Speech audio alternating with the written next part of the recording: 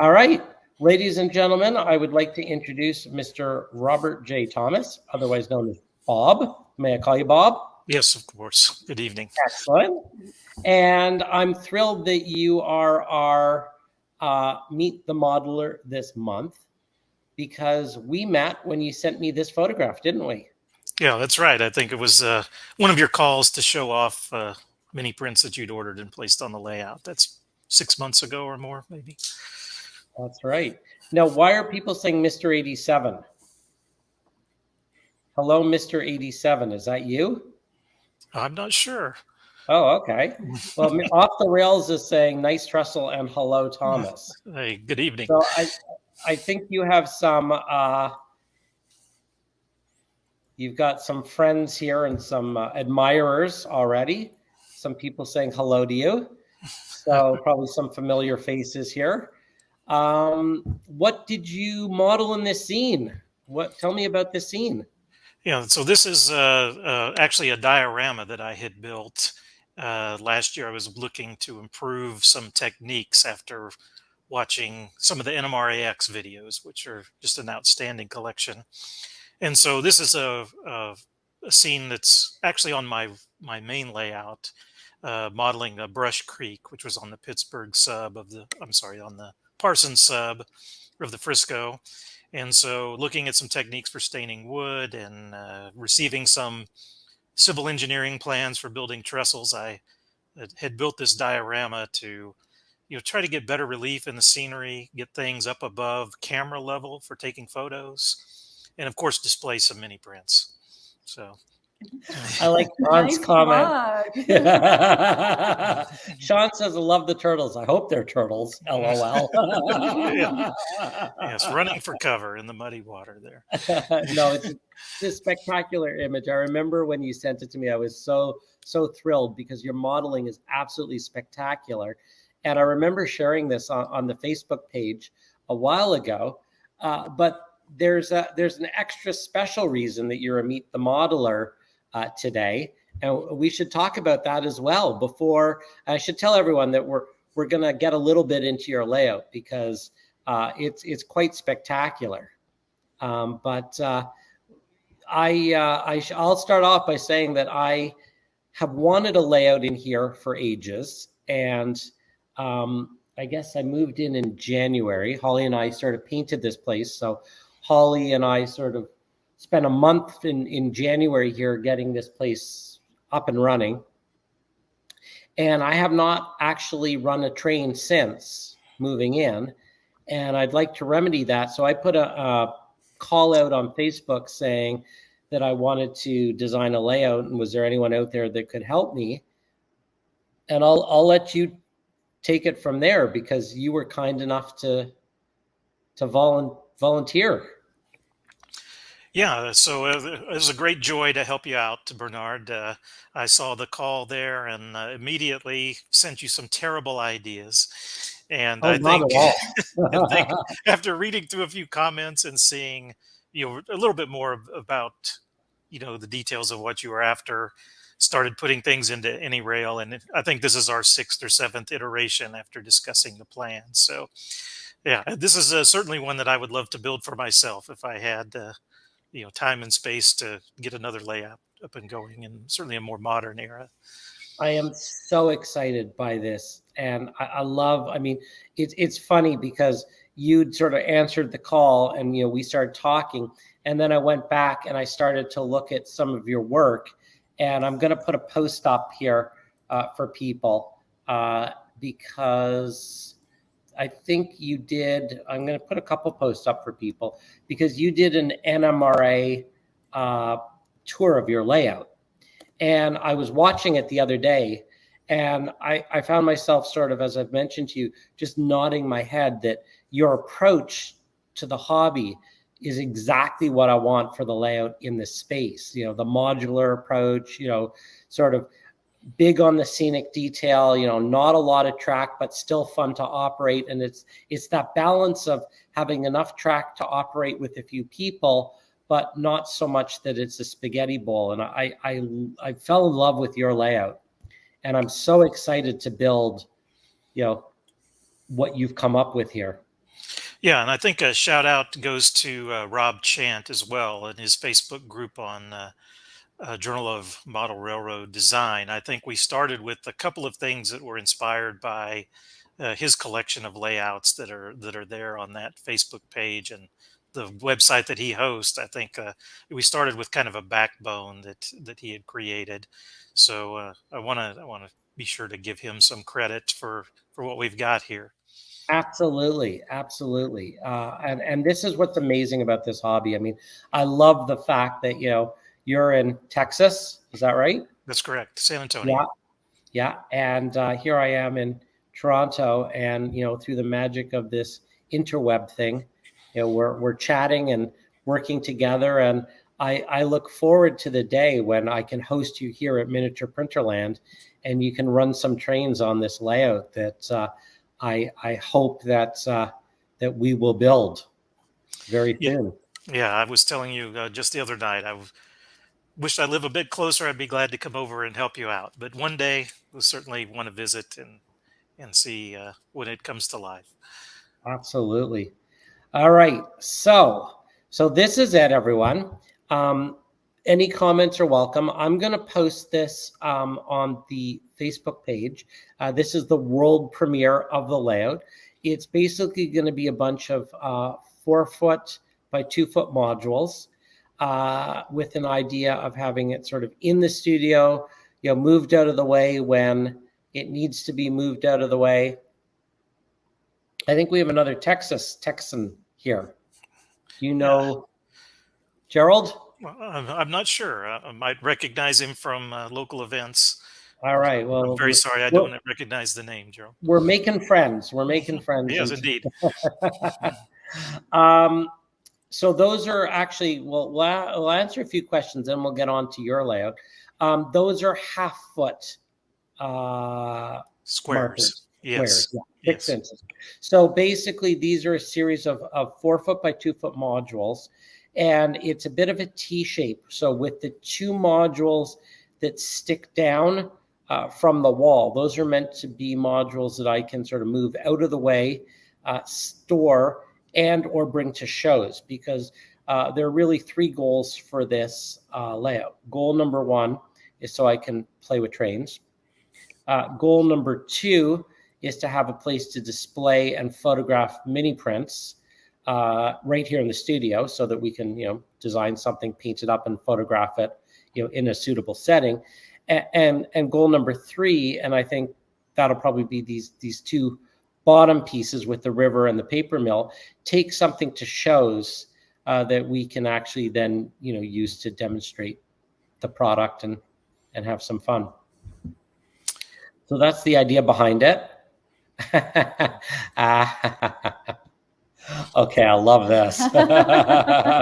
Would you like to talk about your layout goals, Holly? Well, the goal is to get Bernard's current layout out of the basement Okay. so we can fix it up for our teenagers. Okay. So this gorgeous, well-designed layout is going to replace what he has in the basement, and it's going to be great. I think that's a stunning endorsement of your work, Bob. Yes, I think in model railroad planning, that's known as negative space. So the ultimate absolutely. I think you've done a very good job of that. So this is going to be a fantastic layout, and thank you for all of your brain power on this. I look forward to sort of finishing it up with you, figuring out how we operate it. And I'm going to be getting some bench work started in here very soon. Yeah, I'm looking forward to it. I'm sure we'll have a few more tweaks, and especially as we look a little bit more into operating, plan for that in a little more detail. So yeah, I'm really going to enjoy this one.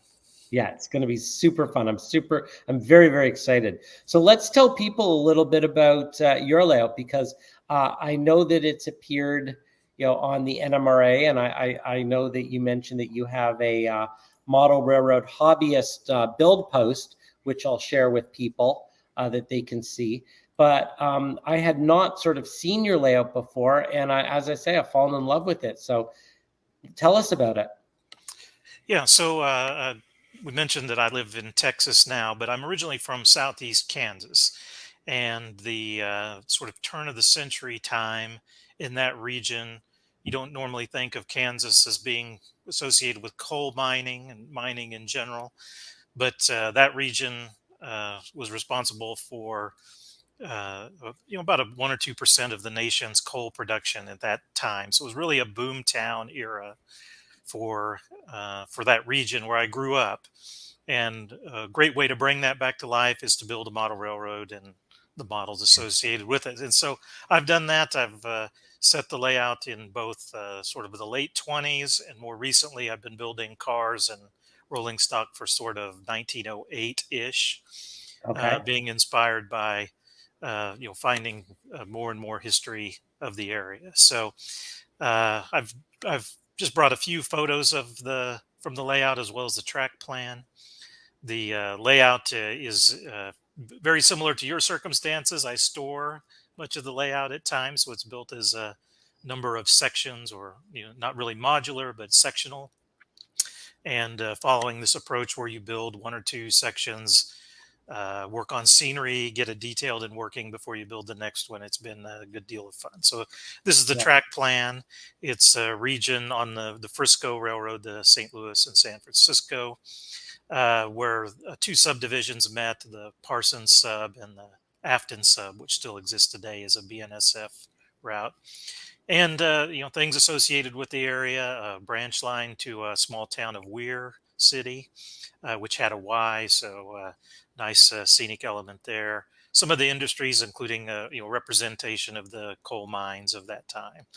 And so this layout's about 20 by 20 or 18 by 18. It's really a 2-car garage size layout when it's all set up. Wow. You can see some of the details there, but it's largely built now, operating, macro scenery complete, and working on structures and a few other details, including mini prints. There are other people that do this, Holly. We've got a question. Do you have a Facebook or a YouTube page? And I'm just going to take your Facebook profile and I'll copy it and paste it in the chat as well. Yeah, so the answer there is I have a personal Facebook page. You're welcome to contact me, but I maintain a build thread primarily on the Model Railroad Hobbyist Forum. So if you look for the layout called the Crawford and Cherokee, this is version 2 of the layout.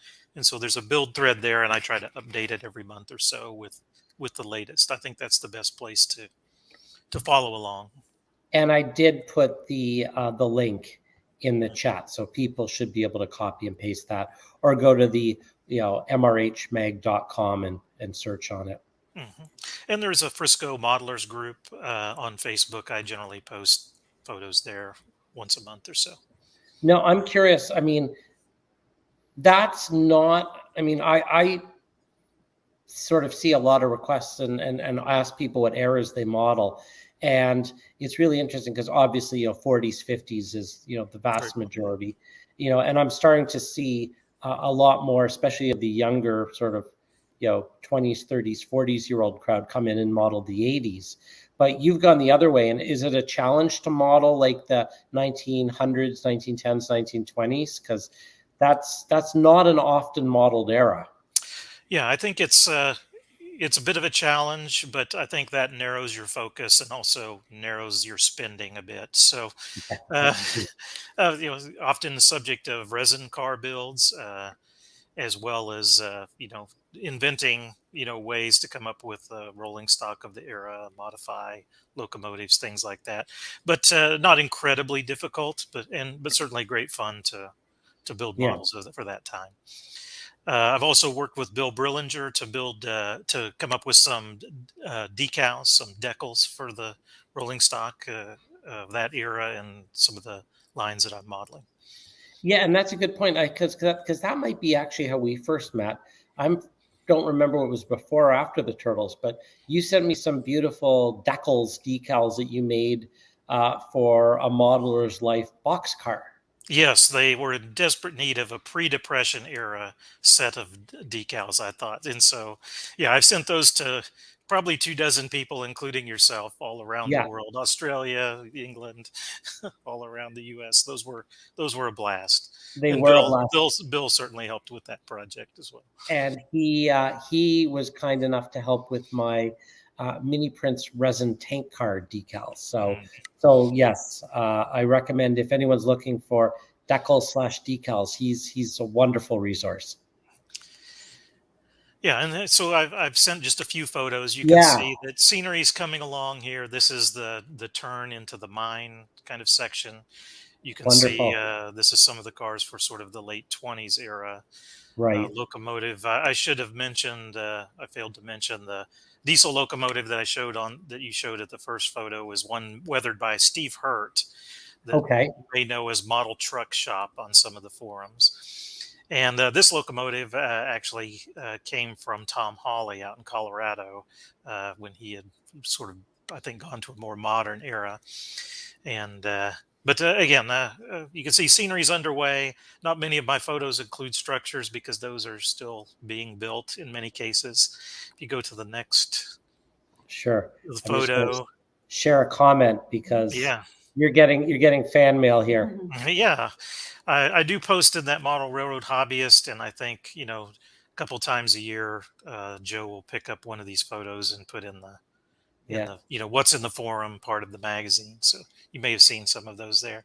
This is And I yes. love this approach. I love the less is more approach where it looks prototypical because you've given the trains room to breathe. Yeah, the modules here are almost exclusively 18 inches wide. And so, this is I think a nice shot showing what you can do even on a narrow shelf Yeah. layout if you have a little bit of a background and work on the angle of your photo. Yeah. This is a shot of the downtown area of Cherokee, the town of Cherokee, Kansas. Had a wonderful, I didn't include a photo, but a wonderful kind of turn of the century depot that I'm working on getting 3D printed. Oh, wonderful. You'll probably I be hear able that to that 3D project. printing is going to be a thing. Yeah, I Yeah. hear that too. It's and this is another shot. I have some equipment that's more an Yeah. earlier 1900 era, and an excellent 10 wheeler to stand in here is this Bachman model. I Fabulous. have a couple of those, but again, this is another shot from the Brickyard era that I'm building. One of the three main industries represented in this being a brickyard that operated until early 2000s, I believe, in Weir City, Kansas. And if I remember correctly, did you have a JMRI operations Yes. NMRAX video as Yes. well? Yes, an introduction to using JMRI for operations, making switch lists, and I used as an example sort of half of the layout with a staging yard attached in there. Yeah, I haven't had a chance to watch it yet, but that's how I plan to operate as well. So I'll be very interested in learning how and your experiences with that and how that works because it seems like a decent way to operate a layout. Yeah, and so yeah, thanks for having me tonight, Bernard. It's a great pleasure to help you with the layout and the design. Uh, one of the things about this hobby is you can rotate to another subject when you're tired of one, you're tired of building scenery. But it's Well, not often that you redesign your layout. So an excellent exercise in that part of the hobby this week. Well, I thank you, and I appreciate the opportunity to give you a chance to stretch your your layout muscles. Yeah, well, thank And you. I was listening to Model Railroad Radio Hmm.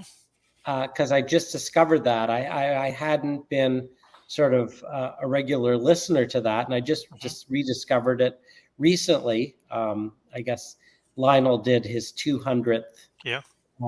and introduced Tom on that. Yes. And I've heard you talk on there as well about. Did you win a track plan competition? Yes, I've won that, and I saw Ron is on. I have several of his structures. Some are built, and some are waiting to be built.